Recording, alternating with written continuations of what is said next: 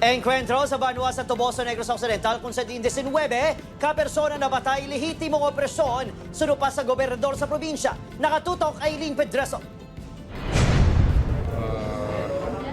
Encounter with the NPAs was legitimate. Nagapadayon ng investigasyon sa Commission on Human Rights angot sa kamatayon sa 19 ka mga persona sa engkwentro sa Toboso Negros Occidental sa Abril 19.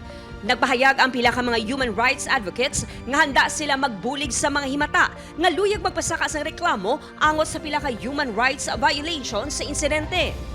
Apang suno sa gobernador sa Negros Occidental, wala siya sa nakita nga irregularidad sa engkwentro kag makabigini nga lehitimo. We feel that we do not question the Philippine Army. If you ask me, I will not